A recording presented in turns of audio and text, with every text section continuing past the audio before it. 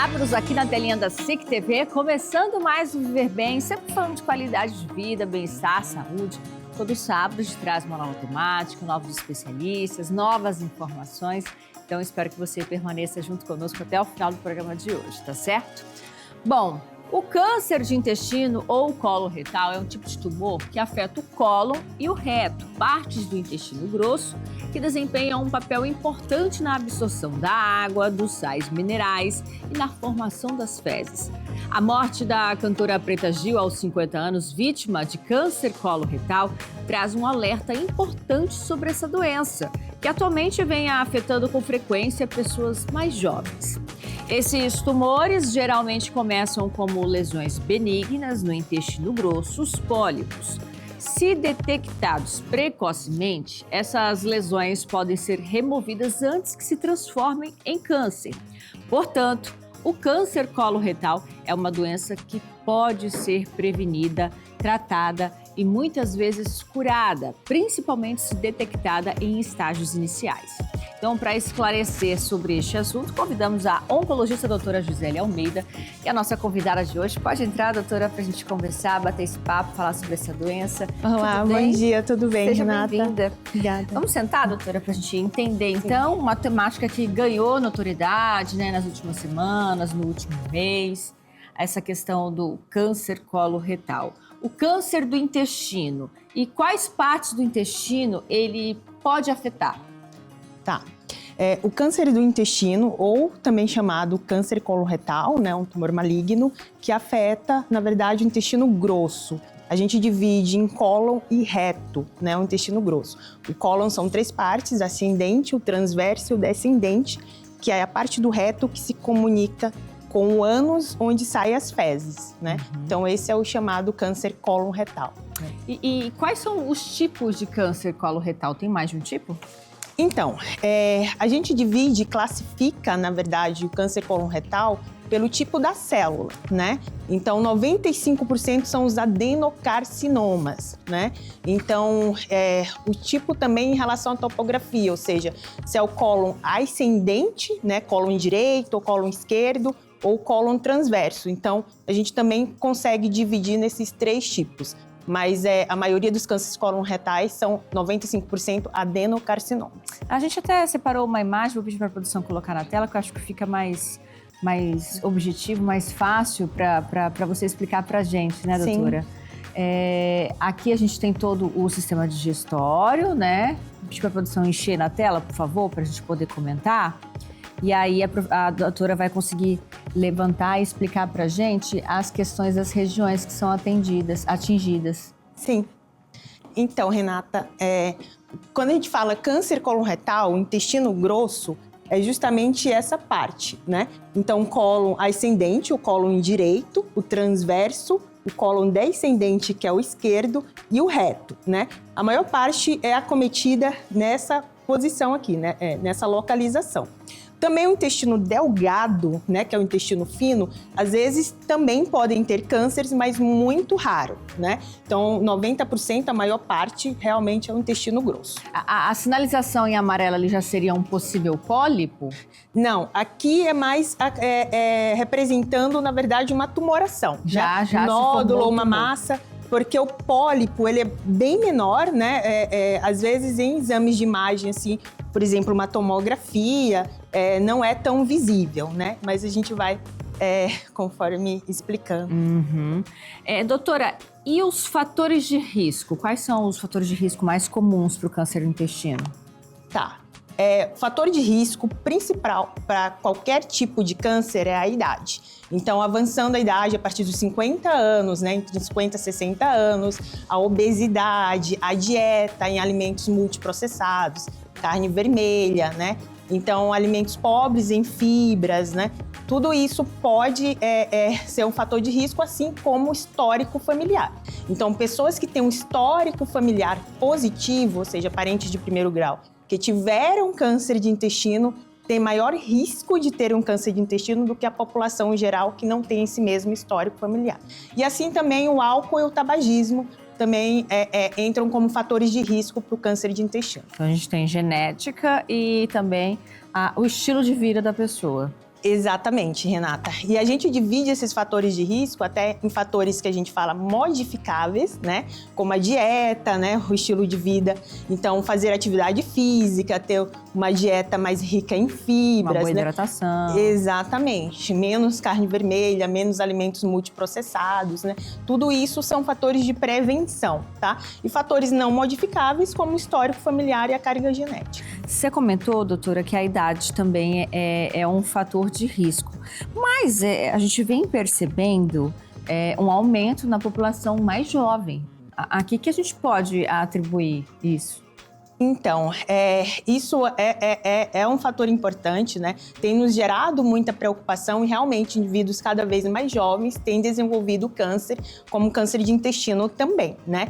Mas provavelmente isso, a gente tem que saber o histórico familiar, né? Mas às vezes essas pessoas, elas não têm um histórico familiar importante, né? Para câncer, tá? Então, provavelmente aí é dieta realmente, né? Dieta, estilo de vida, sedentarismo, né? Então, cada vez mais as pessoas têm se tornado sedentárias, a obesidade. Então, todos esses geram aí fatores de risco para essa população mais jovem. Você comentou da carne vermelha, doutora. Fiquei curiosa.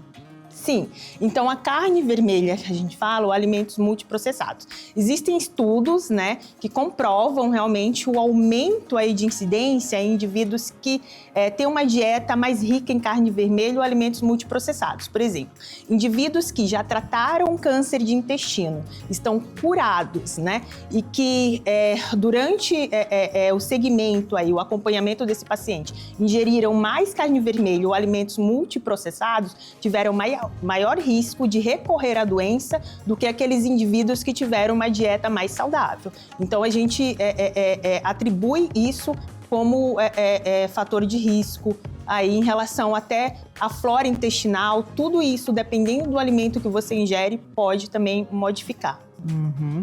A partir de que idade, doutora, então, é recomendado fazer exames preventivos? Tá, então a maioria das sociedades, elas afirmam, né, indicam a partir dos 50 anos. Hoje, a Sociedade Brasileira de Cirurgia Oncológica, né, e outras sociedades americanas indicam a partir dos 45 anos.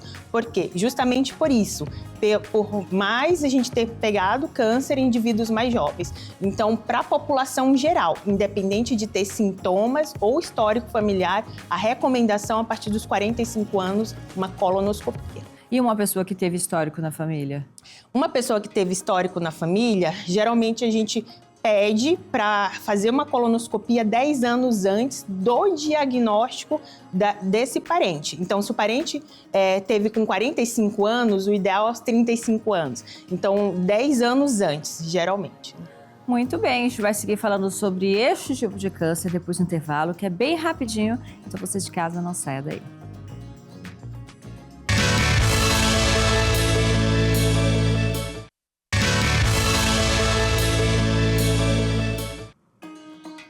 Muito bem, já estamos de volta com o nosso programa hoje falando sobre câncer de intestino, o tipo de câncer que tirou a vida da cantora Preta Gil.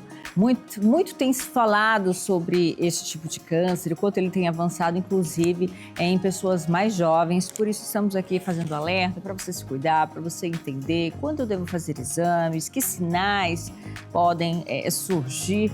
E estamos recebendo, então, aqui com a gente a doutora Gisele Almeida, que é oncologista, nos ajudando a entender um pouquinho sobre essa temática. Doutora, então, pessoas sem sintomas nenhum também vão chegar em uma determinada fase da vida, aos 45 anos, como você havia mencionado para a gente, também vão ter que fazer a colonoscopia. Exatamente, Renata. A indicação é justamente em pacientes assintomáticos, então pessoas sem sintomas nenhum e sem histórico familiar também. Então, como é um exame de prevenção, igual a mamografia na mulher, né, o PSA no homem, né, para próstata, então a colonoscopia a partir dos 45 anos para a população em geral. Anualmente? Na verdade, a gente faz a primeira aos 45 anos e isso pode ser repetido a cada 10 anos se a colonoscopia é totalmente normal. Se a colonoscopia acusar alguma alteração como um pólipo, né, que você havia mencionado, que pode ser um fator de risco aí para desenvolver o tumor, então a gente repete em intervalos menores, às vezes a cada 3 a 5 anos, dependendo do resultado dessa colonoscopia. Aqui no Brasil, a gente não consegue fazer colonoscopia para todo mundo, né? Justamente, às vezes, por ser um exame mais difícil, tem um preparo. Então, a indicação aqui no Brasil é pesquisa de sangue oculto nas fezes. Então, a partir dos 45 anos também, para a população geral, a pesquisa de sangue oculto nas fezes. Sabe me dizer se esse exame está disponível na rede pública aqui no nosso estado, doutora? Sim, é um exame que faz parte do SUS, né? Então, a rede pública do Brasil, nacional e aqui também no estado de Rondônia está disponível nos postos de saúde. É somente a questão da dificuldade do preparo ou existe um certo tabu, um receio das pessoas em realizarem esse exame? Porque ele é um exame, pode-se dizer, um pouquinho chatinho de se fazer, né? Sim, a colonoscopia tem a questão do preparo realmente, né? As pessoas, às vezes, além do receio, na verdade, elas não têm um conhecimento específico como é o exame. O exame também precisa de sedação, igual uma endoscopia, né, digestiva alta.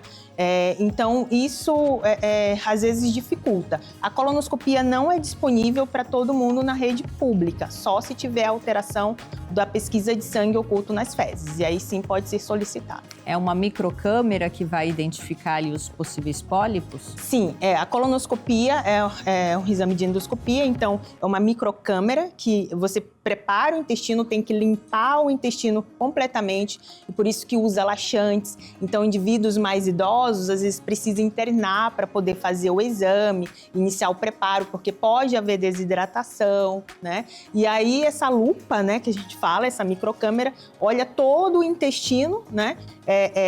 E aí, com o preparo adequado, a gente consegue avaliar se tem algumas lesões ou feridas, né, nessa parede do intestino. Os pólipos não são normais, não é para todo mundo ter pólipos? Não. O pólipo é uma evidência que o paciente pode ter um câncer de intestino. Então, são lesões benignas, mas que elas podem se transformar em malignas. Então, por isso que tem que ser retirado e por isso que o exame de prevenção consegue fazer justamente isso, essa prevenção total, né? Porque já retira a lesão pré-maligna. E por que as dietas ricas em fibras, elas vão ajudar na prevenção, doutora? Boa pergunta, Renata. Então, as dietas ricas em fibras, o que acontece, né? Quando a gente ingere fibra, acelera, na verdade, o processo digestivo, né? Então, às vezes, alimentos ou toxinas presentes, né, em alguma coisa que a gente ingira, não fica tanto em contato com a mucosa. Então, isso passa mais rápido, né, pelo intestino e não causa dano, né? Então, as fibras também, quando digeridas, elas liberam produtos antioxidantes, né? E são transformadas em ácidos graxos, que a gente fala, que protegem também a mucosa do intestino. A hidratação também vai fazer essa diferença? Sim, a hidratação é muito importante, né? Porque também ajuda nesse aceleramento aí do processo da digestão e os alimentos passarem mais rápido pela mucosa intestinal. Uma vez identificado que eu tenho pólipos, doutora, vai ser removido? Todo pólipo precisa ser removido? Sim, quando o pólipo... Existe alguns tipos de pólipos mais suspeitos, né? Com vilosidades, que a gente fala. Pólipo é tipo uma verruguinha dentro do intestino, né? Mas o adequado é que todo pólipo seja removido. A não ser, existe um dos fatores de risco para o câncer, como a predisposição hereditária, existe algumas síndromes genéticas, que é a polipose adenomatose e a síndrome de Lynch. Ou seja, pacientes que têm essas síndromes genéticas, elas podem ter aumento dos pólipos, às vezes até 100 pólipos no intestino, e aí realmente a colonoscopia não consegue retirar todos esses pólipos, né? E aí são outros tipos de tratamento e segmentos que devem ser adequados para esse tipo de população. É essa a importância desse diagnóstico precoce, doutora? Exatamente. O diagnóstico precoce é porque quanto mais precocemente você fizer um exame, né, de rastreamento e retirar lesões pré-malignas, isso diminui, né, o potencial de ter a doença oncológica, o câncer coloretal. A colonoscopia diminui até 65%, né, a chance de evoluir para um câncer de intestino. Os estudos apontam, doutora, quanto tempo, em média, demora para um pólipo se tornar um tumor maligno? Excelente pergunta, Renata. Então, sim, um pólipo, para se transformar em um câncer, geralmente são 5 anos. Né? Então, quando o paciente tem um câncer de intestino, geralmente ele já tem uma alteração há 5 anos atrás. Ou seja, se tivesse feito um exame de colonoscopia, já teria pegado, né, ou evidenciado isso ainda bem precoce. Né, teria bastante tempo para se trabalhar, né, com mais tranquilidade para essa cura, né? Exatamente, aí o potencial de cura aumenta. Sintomas, doutora, é um tipo de câncer que apresenta algum tipo de sintoma? Sim, são sintomas, às vezes, que a gente fala inespecíficos e confunde com doenças benignas, mas a maioria dos sintomas é o quê? É a alteração do hábito intestinal. Então, se a pessoa geralmente vai no banheiro, né, diariamente, começa a ficar mais constipada, o intestino mais preso, isso já é um sinal de alerta, né? Sangramento nas fezes também, então sangramento vivo nas fezes, é um sinal de alerta. Perda de peso inexplicada, quer dizer, não está fazendo nenhuma dieta ou nada, fadiga, né? Cansaço também inexplicado, às vezes uma anemia aí detectada no hemograma, né? Pode já ser um sinal, né? Então a gente tem que buscar a causa também dessa anemia. Muito bem, a gente vai seguir com essa temática depois de mais uma pausa rapidinha. Dá tempo de você tomar um café, uma água e voltar aqui conosco para o nosso Viver Bem. A gente volta já.